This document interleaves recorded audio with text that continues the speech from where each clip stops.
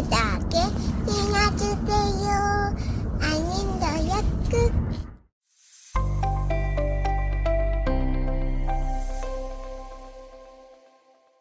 이번 영상에서는 기관에서 문제가 생겼을 때 아이가 보내는 신호라는 주제로 얘기를 나눠보겠습니다. 어린이집에 처음 갔을 때 적응기간이라는 것이 있는데요. 이 적응기간을 마치고 나면 이제 아이들은 그 기간에 적응해서 거기서 대부분의 생활을 하게 됩니다. 그런데 문제는 아이가 자신의 의사를 표현할 수 있고 의사소통이 원활하다면 문제가 되지 않겠지만 대부분의 아이들이 어린이집에 가는 시기의 아이들을 생각해 보면 2돌 정도 지났을 때가 제일 많거든요. 그런데 그때 아이들은 의사 전달이 원활한 상태가 아니잖아요. 부모님들은 아시겠지만 아이가 말을 잘 하지 못하는 때이기도 하고 대부분 그냥 감정을 울음으로 표현하는 때이기도 합니다.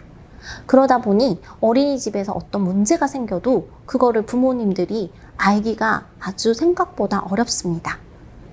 그냥 울기만 하면 아이가 정말 기관에서 뭔가 문제가 있어서 우는 건지 아니면 집에만 있다가 낯선 곳이 싫어서 엄마와 떨어져 있는 게 싫어서 우는 것인지 그걸 가늠하기가 좀 어려운 게 사실이에요.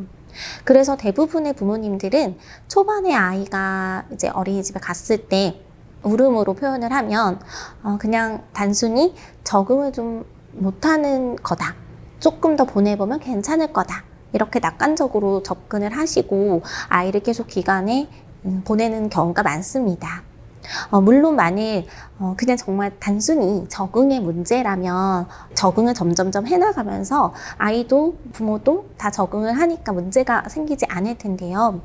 제가 이제 여기서 말씀드리는 문제는 그런 상황이 아니라 정말 기관을 옮겨야 할 정도로 큰 심각한 문제가 있어도 부모는 사실 그걸 알 방법이 없기 때문에 오늘은 그 부분에 대해서 조금 얘기를 나눠보려고 해요. 다시 말하면 아이가 유독 등원을 거부할 때 그리고 어린이집 앞에서 너무나 강력하게 들어가는 걸 거부할 때 막연히 그냥 등원 거부라고 생각하시기 전에 혹시 내가 알지 못하는 뭔가 있나를 꼭 점검을 해보셨으면 좋겠습니다. 그러면 이런 것들을 어떻게 파악을 할 수 있을까요? 일단은 최대한 아이의 의사를 어떻게든 파악하시는 게 중요한데요. 무조건 아이가 울 때 그냥 들어가야지 왜 울어? 이렇게 다그치셔서는 절대 안 되고요. 아이가 잠들기 전에 그때가 가장 마음이 열려있고 그리고 엄마와 또 소통할 수 있는 또 시간이라고 하니까 그 시간에 아이에게 좀 많이 대화를 시도를 해보셨으면 좋겠어요. 그래서 우리 아이가 왜 기관에 가고 싶어 하지 않는지를 어머니들께서 파악하시는 게 가장 첫 번째입니다. 그런데 이제 아이가 아예 말을 못하지는 않기 때문에 어떤 신호를 주거든요.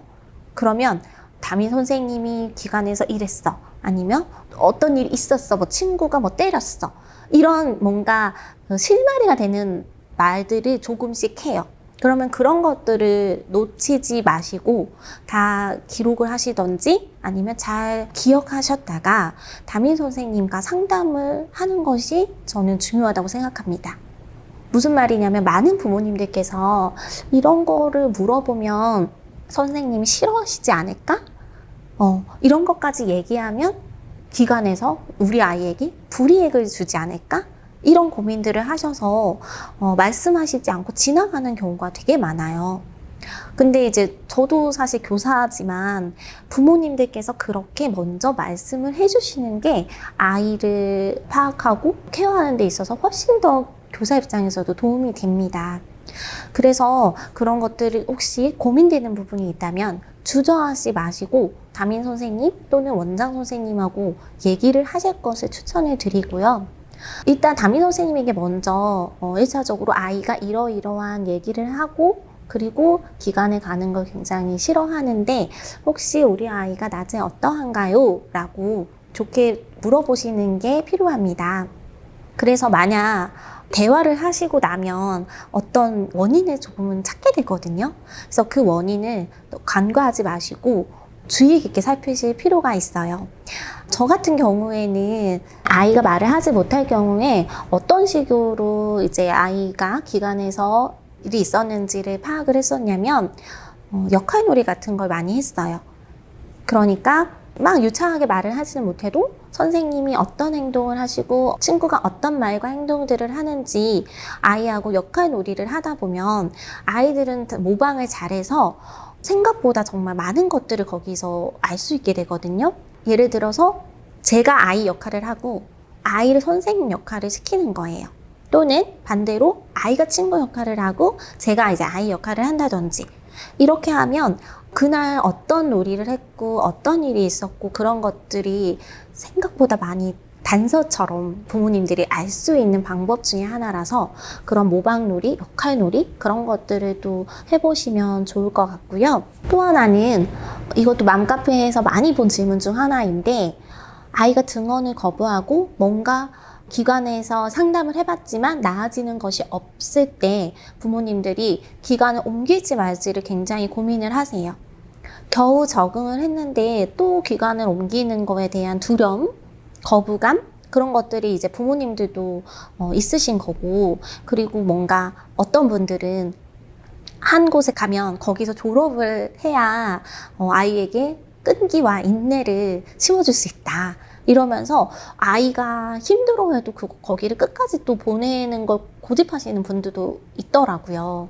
근데 저는 이것은 조금 다시 생각해 봐야 되는 문제가 아닌가 싶습니다.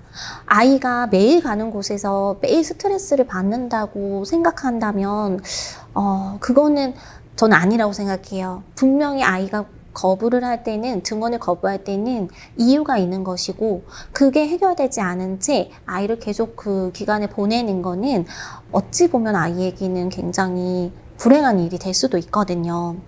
그렇기 때문에 책임, 끈기와 인내 이런 것들은 다른 걸로도 얼마든지 교육이 가능한 거고, 그리고 아까도 제가 말씀드렸다시피 오로지 이 시기에만 부모가 아이의 기간을 선택해 주실 수 있어요. 나중에 우리가 다 커서 초중고를 마음에 들지 않는다고 해서 바꿔줄 수 있는 문제가 아니잖아요. 하지만 조금 더 돌봄이 세심하게 필요한 이 시기 동안에는 부모가 유일하게 아이와 같이 소통하면서 기간을 골라주실 수 있는 시기니까, 혹시나 우리 아이가 너무나 이 기간에 가는 걸 힘들어 한다면 과감하게 다른 기간으로 옮기시는 것도 저는 추천을 드리고 싶습니다. 물론 여기저기 너무 여러 기간을 왔다 갔다 하는 건 아이에게도 좋지 않죠. 하지만 방금 말씀드렸다시피 아닌 곳을 계속 다니는 것도 저는 좋지 않다고 생각해요. 그래서 정리해 볼게요. 정리하면 아이가 등원 거부가 있을 때 그게 정말 그냥 단순한 부정에서 비롯된 것인지, 아니면 정말 기관에서 어떤 선생님이나 친구와의 갈등 상황이 있거나 부적절한 돌봄이 있었던 건 아닌지, 그런 걸 파악하기 위해서는 아이가 주는 작은 신호, 실마리를 놓쳐서는 안 되며, 그런 것들을 파악하기 위해서 아이와 역할놀이, 모방놀이 같은 것들이 중요한 단서가 된다. 그리고 아이와 최대한 대화를 많이 하셔서 아이가 왜 가기 싫어하는지 원인을 파악하시고, 만약 아이가 그 기간에 정말 맞지 않다면 과감하게 기간을 옮기는 것이 아이에게도 부모님에게도 좋은 선택이 될 것이다. 이 정도로 정리를 할 수 있을 것 같습니다. 영상 도움이 되셨으면 좋겠습니다.